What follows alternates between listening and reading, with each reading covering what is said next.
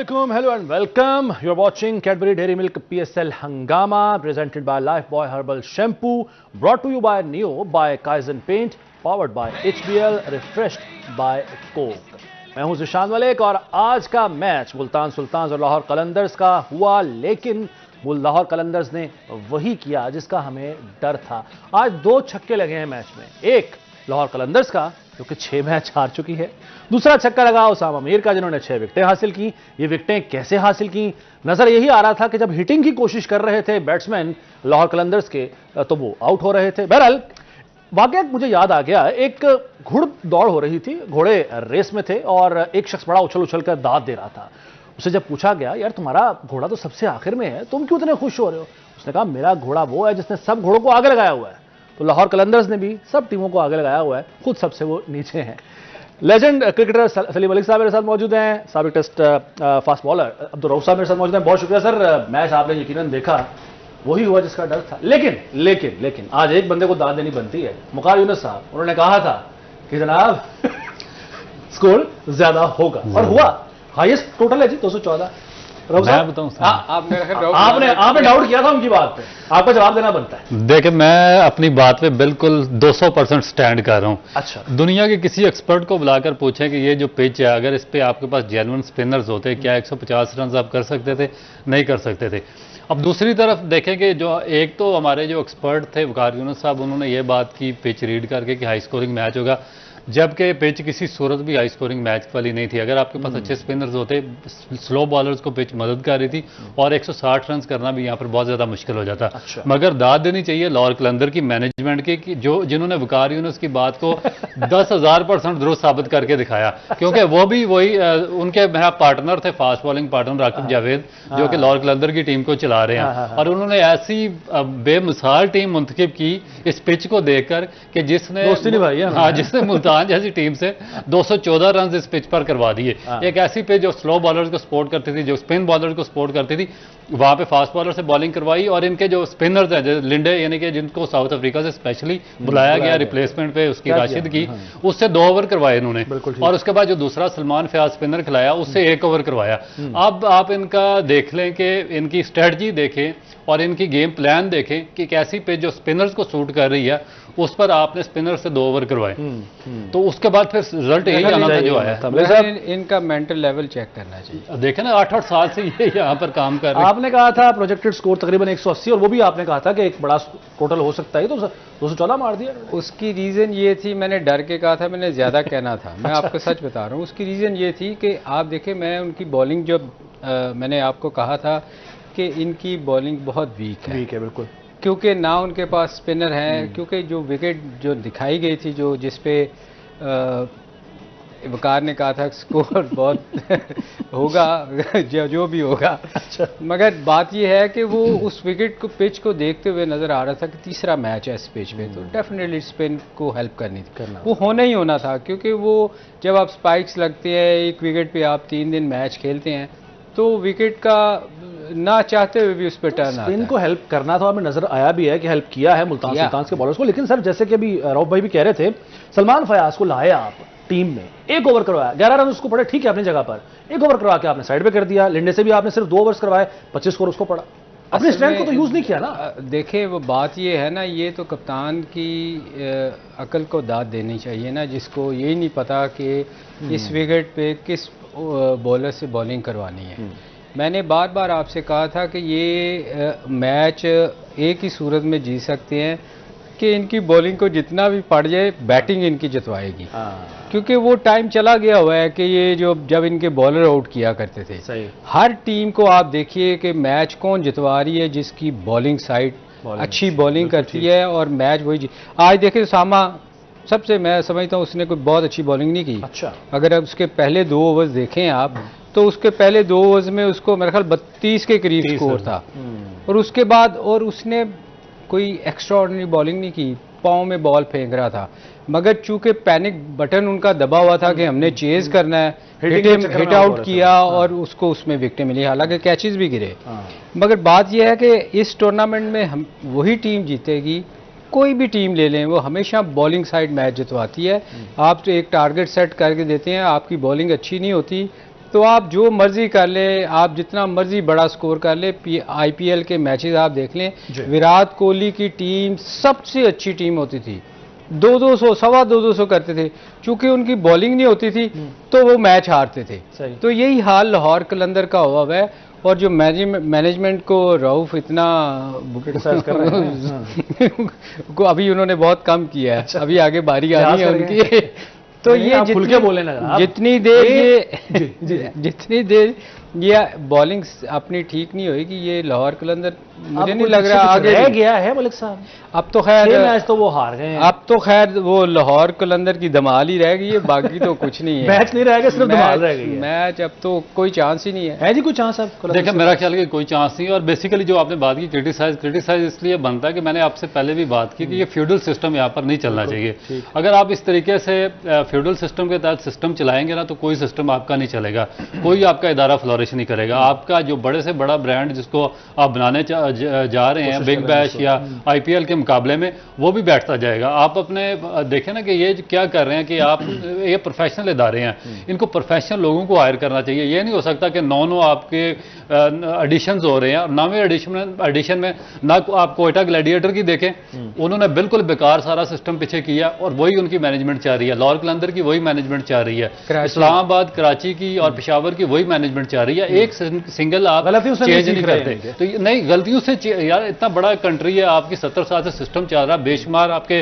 Test international player इसके साथ involve हैं, आप क्यों नहीं उनको चेंज कर रहे? वो हार रहे हैं, 5-5 साल लगातार आ रहे हैं, बदतरीन परफॉर्मेंस हो रही है, मगर आपने उनको दोबारा रखा हुआ है। तो इसका मतलब है कि आप सिस्टम को आपने ग्रैब किया हुआ ना, यानी कि जिसकी लाठी उसकी भैंस का सिस्टम चला रहे हैं। आप मेरिट पे काम नहीं कर रहे, आप प्रोफेशनल लोगों को हायर नहीं कर रहे। जब तक आप प्रोफेशनल को हायर नहीं करेंगे, जब तक देखें कंपटीशन टीम के अंदर ठीक है होता है, एक आदमी परफॉर्म नहीं करता बैटिंग में तो आप उसको रिप्लेसमेंट पे दूसरे को ले आते हैं, बॉलिंग लाते हैं, उससे बेहतर लाते हैं, बॉलिंग में परफॉर्म नहीं करता दूसरे को लाते हैं। अब मैनेजमेंट के पास क्या गिद्दड़ सिंह है कि उनकी रिप्लेसमेंट ही आपके पास नहीं आई, वो क्या आसमान से उतर कर आए हैं कि उनकी आपके पास कोई रिप्लेसमेंट नहीं है? तो जब तक इनकी रिप्लेसमेंट आप नहीं लाएंगे, इन पे प्रेशर बिल्ड नहीं होगा, जब तक प्रेशर बिल्ड नहीं होगा, कंपटीशन नहीं आएगा और ये सही तौर पर सिलेक्शन नहीं करेंगे। दिल से बोल रहे हैं। इसमें रऊफ एक चीज है ना, आप ये देखो फ्रेंचाइजी खुश है, वो हार के भी खुश हो रहे होते हैं, तो फिर आप कैसे चेंज करेंगे? इसका मतलब है कि वो हार पे भी खुश हैं, तो उनकी खुशी के लिए हम इसी तरह हारते रहे। मेरा मतलब आप देखें कराची पिछले 2 साल से बुरी परफॉर्मेंस, कोयटा की देख लें, ये सारी जितनी भी हैं। और पिछले कराची एक वो शहर है जिसके लोग बहुत शौक से मैच देखते हैं और उनकी टीम हारती है, तो मेरा ख्याल है कराची जैसा हमारा सबसे बड़ा शहर है, उनको तकलीफ होती है। सलमान ने आज तक अपनी टीम की मैनेजमेंट को ठीक करने की कोशिश की, सिलेक्शन ठीक नहीं हुई, इसकी क्या वजह है? मेरा क्वेश्चन है ना कि आपकी टीम हारती है, बॉटम पे जाती है। ये बड़ी अहम बात है, वजूहात का जायजा लेने की कोशिश करेंगे, जानने की कोशिश करेंगे, लेकिन ब्रेक का वक्त है। मतलब ब्रेक के बाद वापस आते हैं, यहीं से गुफ्तगू जारी रखेंगे।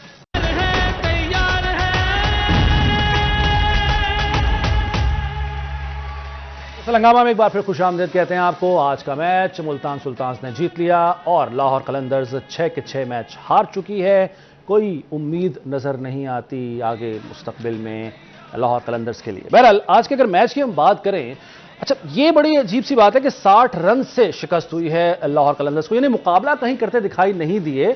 और जो टोटल खड़ा किया मुल्तान सुल्तान्स ने 214 रन का, यानी 215 रन का हदफ दिया गया, टारगेट दिया गया, और सिर्फ 154 रन पर हिम्मत हार दी लाहौर कलंदर्स ने। और जो उम्मीदें थी जिन से, साहबजादा फरहान से उन्होंने 31 रन बनाए, और हुसैन ने 30 रन स्कोर किए, फखर ने 23 रन स्कोर किए और रजा 17 रन बनाने में कामयाब हुए। तो अपनी विकेटें जो हैं इन्होंने तोहफे में दी आज मुल्तान सुल्तान्स को। तो इससे पहले कि अगर जो बैटिंग है लाहौर कलंदर्स उसकी बात की जाए, पहले बात कर लेते हैं मुल्तान सुल्तान्स की बैटिंग। मलिक साहब बड़ी अच्छी बैटिंग की, उस्मान खान के 96 रन ने बड़ा अहम रोल प्ले किया, लेकिन खास तौर पर जो इफ्तिखार अहमद ने 40 रन बनाए, उन्होंने अपने भतीजों का कोई ख्याल नहीं किया और 40 रन स्कोर किए।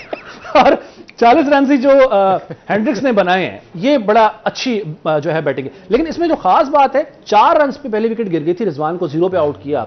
वहां से एक लग रहा था जैसे बड़े एग्रेशन के साथ आए हैं शाहीन शाह अफरीदी, लेकिन शायद बाद में उसको कंटिन्यू नहीं कर पाए उस एग्रेशन। नहीं, आप इसी चीज से अंदाजा लगा लो ना कि पहले ओवर में 0 पे रिजवान आउट हुआ, उसके बावजूद इतना बड़ा स्कोर कैसे हो गया? Exactly. उसकी रीजन वही है ना कि आपके पास बॉलिंग नहीं थी, आप इसी चीज को देखें ना, 96 जिसने किया वो एक नया लड़का जी, खेला। जी। ये पहले एक दफा मेरे ख्याल इसने 100 किया था, ये पता नहीं कहाँ गायब हो जाता है। 2 साल पहले भी इसने बड़ा तेज 100 किया था, बहुत कम बॉलों पे, और उसके बाद ये गायब हो गया था। पता नहीं इसको फिर कहीं गायब ना हो जाए।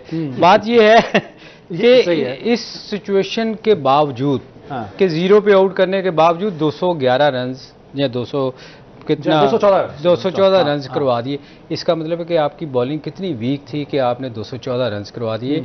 और उसी के साथ अगर आप उनकी बैटिंग कंपेयर करें लाहौर कलंदर की, तो इसी विकेट पे मैच हो रहा था और आपसे स्पिनर खेले नहीं जा रहे थे। आपका सबसे बेस्ट प्लेयर जो था वो ड्यूसन था, जिसने पिछले मैच में 100 किया था, और वो उसको आज लग रहा था कि हालांकि कोई बॉल एक्स्ट्रा ऑर्डिनरी नहीं हो रही थी। उसामा ने बहुत गंदी बॉलिंग, पाँव में बॉल फेंक रहा था, 32 पहले 2 ओवरों में हुए थे। उसके बावजूद उनसे खेला नहीं जा रहा था। जो लाइन पे बॉल गिरती थी वो स्ट्रगल कर रहे थे। तो मतलब ये है कि मुल्तान ने कोई कमाल नहीं किया, कमाल लाहौर कलंदर का था, जिनका कॉम्बिनेशन ही कोई नहीं था। ना उनके पास स्पिनर अगर अच्छे होते तो मेरे ख्याल में लाहौर टोटल नहीं होना था, मुल्तान सुल्तान इतना हो ही नहीं सकता था। ठीक, किसी सूरत नहीं हो सकता। बिल्कुल ठीक। स्टार्ट बड़ा अच्छा हुआ, 0 पे आउट किया रिजवान को, एक बर्डन पड़ जाता है, प्रेशर पड़ जाता है। उसके बावजूद अगली विकेट जाके गिरती है 74 रन पे।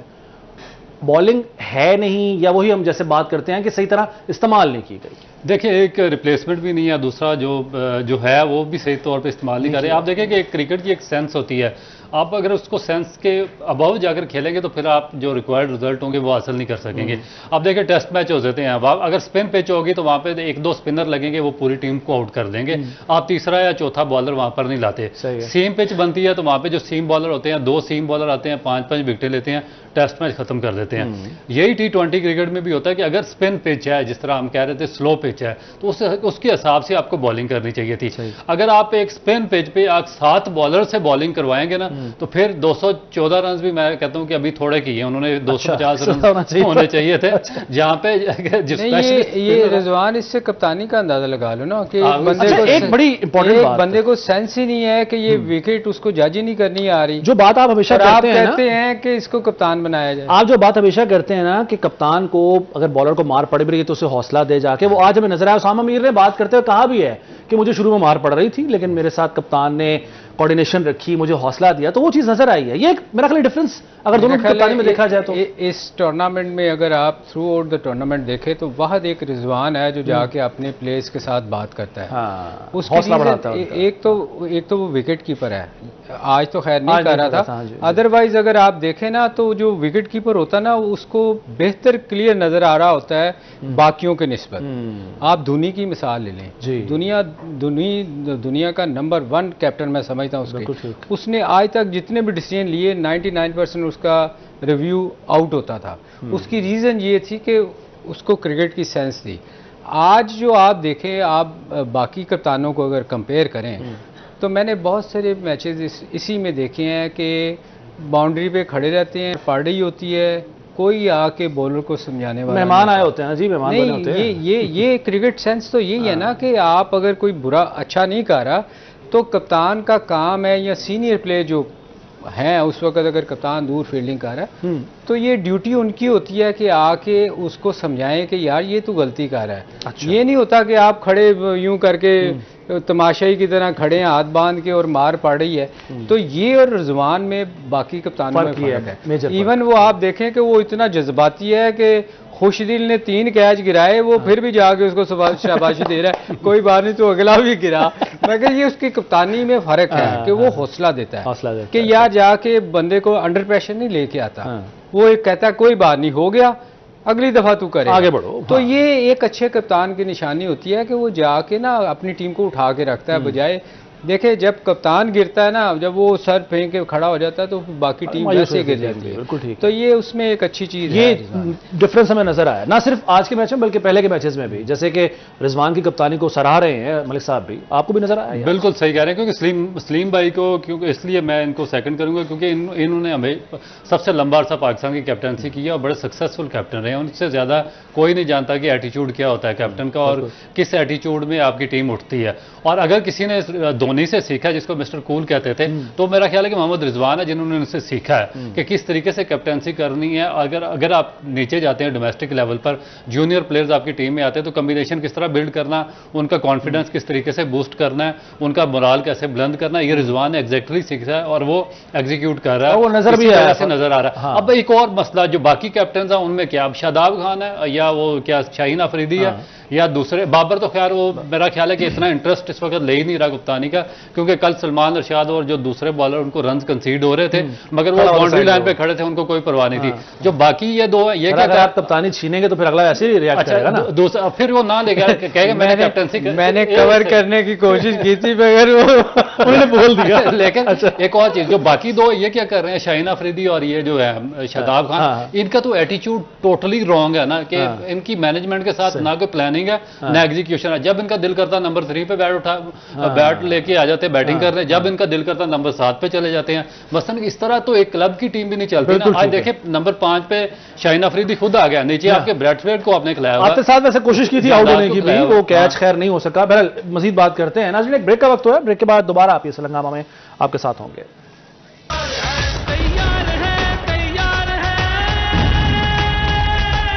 वेलकम बैक जी। तो मैच तो हो गया और मैच का नतीजा भी आ गया, लेकिन जो वाज़े फर्क हमें नजर आया वो कप्तानी का था। और शाहीन शाह अफरीदी किसी मौके पर भी कमांडिंग पोजीशन में हमें नजर नहीं आया, चाहे वो उनकी बॉलिंग हो, चाहे उनकी कैप्टनसी हो, चाहे वो बाद में आकर उनकी बैटिंग करना हो, कहीं पे भी हमें ये नजर नहीं आया कि कोई ऐसा कप्तान जो जीतने की चाह रखता हो, जीतने की ख्वाहिश रखता हो। और अच्छा मलिक साहब, कप्तानी भी चूंकि बात हो रही थी ब्रेक पे जाने से पहले, आप कोई कप्तान का वाकया भी कोई मैं चाहूंगा जरा सुनाएं। नहीं, मैं आपको कप्तानी का वाकया एक सुनाता हूं, जो मैं बताना ये चाह रहा हूं कि कितने हमारे कमाल किस्म के कप्तान पाकिस्तान ने बनाए थे। अच्छा नहीं, कमाल किस्म के। मैं ये रऊफ मुझे एक दफ़ा वाकया सुना रहे थे कि एक हमारे कैप्टन थे, मेलबर्न टेस्ट मैच हो रहा था और उसने एक कैच किया पॉइंट पे। अच्छा, तो रऊफ खड़े थे वहाँ। अच्छा, नॉर्मली होता क्या है कि फास्ट बॉलर जब बॉलिंग करता है ना, वो लॉन्ग ऑन फाइन लेग पे खड़ा होता है ना, पीछे की तरफ, ठीक दूर उसकी फील्डिंग, क्योंकि वो थका होता है तो वो दूर उसको खड़ा करते हैं। तो ये रऊफ पॉइंट पे खड़ा था पिछले 2 दिन से। अच्छा, वो वॉटसन ने कट मारी, रऊफ के पास कहीं कैच गया तो ड्रॉप हो गया। अच्छा, तो वो जो हमारा कैप्टन था ना, वो इसको रऊफ को कहता है तू थे की कर रहे हैं। उसने कहा आप अंदाजा कर लें हमारे कप्तानों का। मैं रऊफ ने उसको कहा मैं तो कल से यहाँ फील्डिंग कर रहा हूँ, आपको मैं अब नजर आऊं। ये हाल है हमारे कप्तानों का। ये महाशय कौन थे, ये बता रहे हैं प्लीज। ये रऊफ ही बता सकता है, मुझे तो रऊफ ने सुनाया। महसूस होना चाहते हैं हम आपको भूल गए थे वो। मैं क्या, मैं कल थे खड़ा। तो ऐसे वाकयात भी होते हैं, ऐसे कप्तान भी मौजूद हैं और आज के कप्तान भी थे, लेकिन एक कप्तान ऐसे भी हैं, सलीम मलिक साहब भी, जिन पर हमें फख्र है। अच्छा जनाब, अब कैच की चूंकि आपने बात की है, तो आज के मैच में भी जनाब वो रिवायत बरकरार रही है। 6 कैचेस टोटल अगर ओवरऑल बात की जाए आज के मैच में, तो वो ड्रॉप हुए हैं। और वो क्या है जी नाम इनका, फैसल अकरम, उन्होंने 2 कैच ड्रॉप किए हैं आज। ये देखें ना, वो तो उसने एक देखे कैच गिरते हैं, कैच गिर जाते हैं, लेकिन मैच के नतीजे पे तो फर्क पड़ता है। मगर जिस तरह कैच गिराया है ना आज, एक उसने, एक तो उसने सीधा कैच गिराया। अगर वो वीडियो हो ना तो वो मैं देखना चाह रहा हूँ और लोगों को भी बताना चाह रहा हूँ कि उसने क्या किया। उसने जो सबसे कमाल जो किया ना, जो मैं हमेशा कहता हूँ कि ये फील्डिंग जो है ना, ये इम्प्रूव खुद बंदे को करनी चाहिए। ये नहीं ये कैच दूसरी इनिंग्स में है वो ये तो खैर मुश्किल था। ये वाला कैच ये देखे जरा, एक तो ये ड्रॉप हुआ है, ये वाह वाह वाह, इसका जो कमाल चीज थी ना, जो लोगों को ये असल किसकी बात आप मेरा ख्याल कर रहे हैं, ये डाइव लगाइए, ये अगर ये पीछे से दिखाते या साइडवेज सही तरह दिखाते ना, तो इसने जो सबसे कमाल काम किया था ना, कि सीधा कैच था उसकी तरफ। सही है। वो भागा इस तरफ है। अच्छा, दाएं तरफ। अच्छा, दाएं तरफ जाने के बाद उसने डाई मार के कैच करने की कोशिश की है। मतलब उसने पहले से माइंड मेक किया हुआ था कि मैं मुश्किल बना के छोड़ूंगा। मतलब एक होता ना पॉजिटिव होना, आप कैच की ट्राई करते हैं, मुश्किल कैच। सही है। तो आप छूट जाए कोई बात नहीं, आपकी एफर्ट नजर आती है। एक होती है कि आप जानबूझ के उसको मुश्किल बनाते हैं और फिर कैच छोड़ दिया कि यार ये तो मुश्किल कैच था, और उसके बाद अगर आप बॉलर को देख रहे हो तो वो उसको क्लैपिंग कर रहा है बेचारा कि वेल डन, तूने बड़ा अच्छा ट्राई किया है। यानी ये उंगली कटा के शहीदों में शामिल हुए हैं। हालांकि ये देखे ना, इस तरह की मैं जो कल आपको बात कर रहा था ना कि ये हम जब पाकिस्तान टीम में आते हैं या पीएसएल लोग खेल रहे हैं ना, हम उनको सिलेक्ट करते हैं जिनको फील्डिंग का कोई आइडिया नहीं, रनिंग बिटवीन द विकेट कोई आइडिया नहीं। ये चीज़ें हमें एकेडमी से बच्चों को सिखा के, और इनके जो फिटनेस ट्रायल वगैरह जो होते हैं ना, उसमें फील्डिंग भी एक चेक होनी चाहिए कि इनको आती है कि नहीं आती। आती ही नहीं किसी को। जी जनाब, यार देखिए, को तबसरा सबसे ये की बात ये कि ये इस टूर्नामेंट में 29 कैचेस ड्रॉप हो चुके हैं। अगर आप किसी गांव में टेबल का टूर्नामेंट उठाकर देखें, उसमें भी 29 कैचेस ड्रॉप नहीं होते। आप जलकियां निकाल कर दिखालें। खुशदिल शाह 6-7 है पाकिस्तान के लिए खेल रहा है, 5 कैच 6 कैच इस टूर्नामेंट में वो छोड़ चुका है। नए लड़के आ रहे हैं, वो कैचेस छोड़ रहे हैं, वो छोड़ रहे हैं। अगर खुशदिल यहाँ होता तो कहता आपने भी तो मेलबर्न में कैच ड्रॉप किया था। देखिए एक आध तो हो जाता। अब वो गलती इसकी नहीं थी, वो कप्तान की थी। देखिए इस पॉइंट जो है ना, वो स्पेशलाइज्ड फील्डर वहां खड़ा होता है। अच्छा ये बताएं, जो कैचेस ड्रॉप हुए, अगर ये ना हुए होते तो कोई फर्क पड़ता? देखिए इससे फर्क ये पड़ता है कि आपका जो टोटल टूर्नामेंट का स्टैंडर्ड है वो डाउन चला जाता है। देखिए आप कैसे इसको फिर इसका जो पीएसएल का स्टैंडर्ड है, वो जो बड़ी लीग्स हैं जिस तरह आईपीएल है या बिग बैश है, उसके साथ आप बिल्कुल ठीक मुकाबला करना है तो सारे जो तीनों फील्ड हैं, जिसमें बैटिंग, बॉलिंग और फील्डिंग, उस पर काम करना बिल्कुल ठीक है। ब्रेक लेते हैं जी, ब्रेक के बाद वापस आते हैं और दोनों मेहमानों से बातचीत जारी रखेंगे।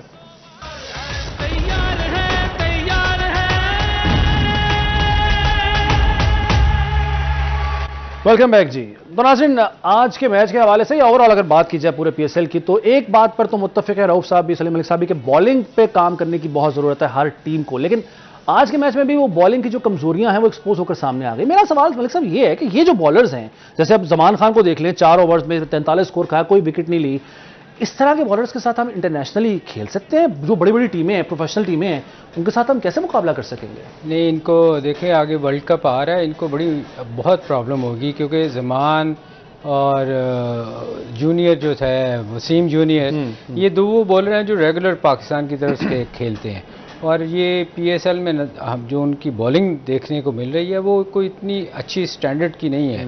आज भी अगर आप देखें, जमान एक तो फील्डिंग में वो बड़ा, उसकी फील्डिंग बहुत वीक है, चले वो तो बात की बात है। असल चीज़ जो उसकी बॉलिंग है, बॉलिंग में वो उसका, हालांकि ये सबसे अच्छी विकेट उसको सूट करनी चाहिए थी, ड्राई कंडीशन में उसको बॉलिंग करने का मौका मिला था, मगर वो बॉलिंग उससे हो ही नहीं रही। तो ये बहुत बड़ा क्वेश्चन मार्क है आगे वर्ल्ड कप के लिए कि ये कौन से बॉलर्स को ये लेके जाएंगे, कि अदरवाइज इनके साथ तो आप वर्ल्ड कप के लिए नहीं जा सकते, क्योंकि ना इनकी बॉलिंग अच्छी है ना इनकी फील्डिंग अच्छी है, तो इनको किस चीज़ पे सिलेक्ट करेंगे?